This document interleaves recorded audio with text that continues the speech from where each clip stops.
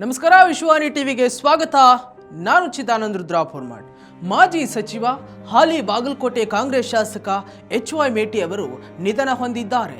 ಬೆಂಗಳೂರಿನ ಜಯನಗರದ ಖಾಸಗಿ ಆಸ್ಪತ್ರೆಯಲ್ಲಿ ಅನಾರೋಗ್ಯಕ್ಕೆ ಚಿಕಿತ್ಸೆ ಪಡೆಯುತ್ತಿದ್ದ HY ಮೇಟಿ ಚಿಕಿತ್ಸೆ ಫಲಕಾರಿಯಾಗದೆ ಇಂದು ನಿಧನರಾಗಿದ್ದಾರೆ.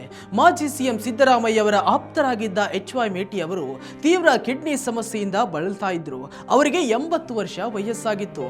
1989ರಲ್ಲಿ ಗುಳೇದಗುಡ್ಡ ಕ್ಷೇತ್ರದಿಂದ ಮೊದಲ ಬಾರಿ ಶಾಸಕರಾಗಿ ಆಯ್ಕೆಯಾಗಿದ್ರು. 1994ರಲ್ಲಿ ಗುಳೇದಗುಡ್ಡದಲ್ಲಿ JDSನಿಂದ 2ನೇ ಬಾರಿ ಗೆಲುವು ಸಾಧಿಸಿ ದೇವೇಗೌಡರ ಸಂಪುಟದಲ್ಲಿ ಅರಣ್ಯ ಸಚಿವರಾಗಿ ಸೇವೆ ಸಲ್ಲಿಸಿದ್ರು.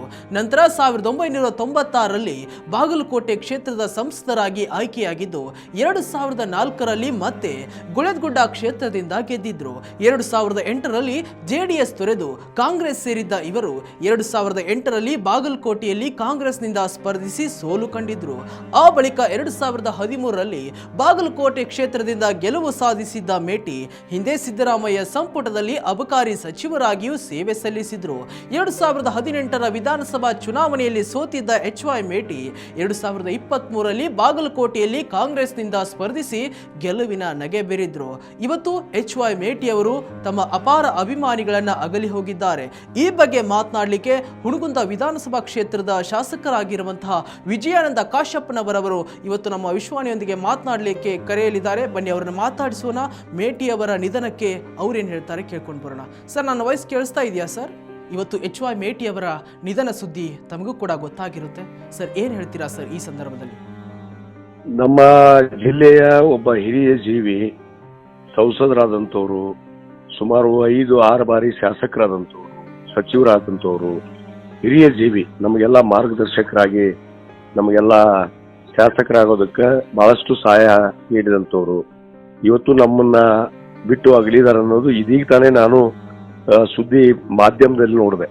ಅಧಿಕೃತವಾಗಿ ನಾನು ಅವ್ರ ಚಿರಂಜೀವಿಯವರಿಗೆ ಮಾತಾಡಿದೆ. ಅವರು ಸ್ವಲ್ಪ ಕ್ರಿಟಿಕಲ್ ಇದ್ದಾರೆ ಅಂತ ಅವ್ರು ಹೇಳಿದ್ರು. ಬಟ್ ಅಧಿಕೃತವಾಗಿ ಮಾಧ್ಯಮದಲ್ಲಿ ಇದೀಗ ತಾನೇ ನಾನು ನೋಡಿದೆ, ಇಲ್ಲ ಅವರು ಲಿಂಗೈಕ್ಯ ಆಗಿದ್ದಾರೆ ಅಂತ ಅನ್ನೋದನ್ನ. ನಿಜವಾಗ್ಲೂ ನಮಗೆ ದುಃಖ ಅನಿಸುತ್ತೆ. ಒಂದು ಹಿರಿಯ ಜೀವಿಯನ್ನ ನಾವು ಈ ಜಿಲ್ಲೆಯಲ್ಲಿ ಕಳ್ಕೊಂಡಿದ್ದೇವೆ. ಯಾಕಂದ್ರೆ ನಮಗೆಲ್ಲ ಮಾರ್ಗದರ್ಶಕರಾಗಿ ನಾವೆಲ್ಲ ಶಾಸಕರಾಗೋದಕ್ಕೆ ಬಹಳಷ್ಟು ಸಹಾಯವನ್ನ ಮಾಡಿ ನಮಗ ಅನುಕೂಲ ಮಾಡದಂತ ಹಿರಿಯ ಜೀವಿ. ಅವರ ಆತ್ಮಕ್ಕೆ ಭಗವಂತ ಚಿರಶಾಂತಿಯನ್ನು ಕೊಡ್ಲಿ, ಅವ್ರ ಕುಟುಂಬಕ್ಕೆ ಅದನ್ನ ಸಹಿಸುವಂತ ಶಕ್ತಿಯನ್ನ ಭಗವಂತ ನೀಡ್ಲಿ ಅಂತ ಹೇಳಿ ಸಂದರ್ಭದಲ್ಲಿ ಹಾರೈಸ್ತೇನೆ. ಯಾಕಂದ್ರೆ ಒಬ್ಬ 80 ವರ್ಷ ಮೊನ್ನೆ ತಾನೇ ನಾವು ಹುಟ್ಟುಹಬ್ಬ ಮಾಡಿದ್ವಿ ಜಿಲ್ಲೆಯಲ್ಲಿ ಬಹಳ ಅದ್ದೂರಿಯಾಗಿ. ಅವ್ರ ಹುಟ್ಟುಹಬ್ಬನು ಕೂಡ ನಾವೆಲ್ಲರೂ ಕೂಡಿ ಶಾಸಕರು ಕೂಡಿ ಮಾಡಿದ್ವಿ. ನಾವು ಅವ್ರ ಹುಟ್ಟುಹಬ್ಬದವನ್ನು ಕೂಡ ಮಾಡಿದ್ವಿ. ಪಾಪ ಏನೋ ಆರೋಗ್ಯ ಸ್ವಲ್ಪ ಬದಲಾವಣೆ ಆಗಿರೋ ನಂತರ ಈ ತರ ಆಗಿದೆ. ಬಟ್ ಅವ್ರು ನಿರಂತರವಾಗಿ ನಮ್ ಗುರುಗಳಾಗಿ ನಮ್ಗೆ ಮಾರ್ಗದರ್ಶಕರಾಗಿ ಯಾವತ್ತು ಅವ್ರ ಆತ್ಮ ನಮ್ ಜೊತೆಗೆ ಇರುತ್ತೆ ಅನ್ನೊಂದು ವಿಶ್ವಾಸ ನನ್ನಲ್ಲಿದೆ ಅನ್ನೋ ಮಾತನ್ನು ಹೇಳ. ನಾನು ಮೊನ್ನೆ ಅವ್ರ ಹುಟ್ಟುಹಬ್ಬಕ್ಕೆ ಹೋಗಿದ್ದೆ. ಬಹುತೇಕ ಅವತ್ತೇ ಲಾಸ್ಟ್ ನಾನು ಅವ್ರು ಭೇಟಿಯಾಗಿದ್ದು.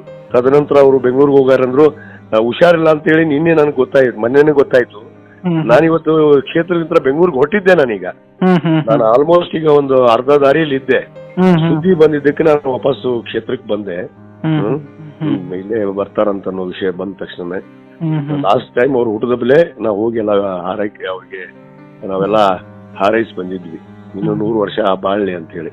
ನಮ್ಮ ತಂದೆಯವರ ಜೊತೆಗೆ ಅವರು ಸಮಕಾಲರು. ಬಹುತೇಕ ಮೇಟಿಯವರು ನಮ್ಮ ತಂದೆಯವ್ರಕ್ಕಿಂತ ಸೀನಿಯರ್ ಜಿಲ್ಲೆಯಲ್ಲಿ.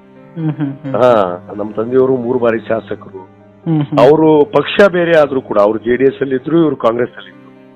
ಪಕ್ಷ ಬೇರೆ ಆದ್ರೂ ಕೂಡ ನಮ್ದು ಪಕ್ಕದ ಮತಕ್ಷೇತ್ರ ಗುಳೇಗುಡ್ಡ ಮತಕ್ಷೇತ್ರ ಅವ್ರದ್ದಿತ್ತು ಫಸ್ಟ್. ಆಮೇಲೆ ಬಾಗಲಕೋಟೆ ಮತಕ್ಷೇತ್ರಕ್ಕೆ ಶಾಸಕರಾದ್ರು. ಯಾಕಂದ್ರೆ ಗುಳೇಗುಡ್ಡ ಹುಣಗುಂದು ಅಂದ್ರೆ ನಮಗೆ ಬಹಳ ಏನೋ ಒಂದು ಅಣ್ಣತಮ್ಮ ಸಂಬಂಧ ಇರುವಂತ ಕ್ಷೇತ್ರಗಳು. ಆ ರೀತಿಯಲ್ಲಿ ನಮ್ಮ ತಂದೆಯವರು ಬೇರೆ ಪಕ್ಷದಲ್ಲಿ ಅವ್ರಿಬ್ರು ಇದ್ರು ಕೂಡ ಬಹಳ ಅನ್ಯೋನ್ಯವಾಗಿದ್ರು. ಯಾಕಂದ್ರೆ ಒಂದ್ಸರಿ ಲೋಕಸಭಾ ಸದಸ್ಯರು ಕೂಡ ಮೇಟಿಯವರು ಆದಾಗ ನಮ್ಮ ತಂದೆಯವರು ಕೂಡ ಒಂದು ಪಕ್ಷದಲ್ಲಿ ಇದ್ರು ಕೂಡ ಅವ್ರಿಗೆ ಬೆಂಬಲವನ್ನ ಕೊಟ್ಟಂತವ್ರು. ಆ ರೀತಿ ಒಡನಾಟ, ನಮ್ಮ ಕುಟುಂಬದ ಒಡನಾಟ ಅವ್ರ ಒಡನೆ ಇತ್ತು.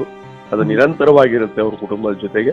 ಯಾವತ್ತೂ ಕೂಡ ಅವರ ಒಂದು ಏನು ನಮ್ಮ ತಂದೆಯವರ ಒಡನಾಟ ಇತ್ತು ಆ ರೀತಿಯಲ್ಲಿ ನಾವು ಕೂಡ ಅವ್ರ ಕುಟುಂಬದ ಜೊತೆಗೆ ಅವ್ರ ಮಕ್ಕಳಾಗಿರ್ಬೋದು, ಈಗ ನಮ್ಮ ಮಲ್ಲಿಕಾರ್ಜುನ್ ಆಗಿರ್ಬೋದು, ಉಮೇಶ್ ಆಗಿರ್ಬೋದು, ನಮ್ಮ ಬಾಯಕ್ ಅವ್ರಾಗಿರ್ಬೋದು, ಅವ್ರ ಜೊತೆಗೆ ಅದೇ ಒಂದು ಸಂಬಂಧವನ್ನ ಮುಂದುವರ್ಸ್ಕೊಂಡು ನಾವು ಹೋಗ್ತೀವಿ.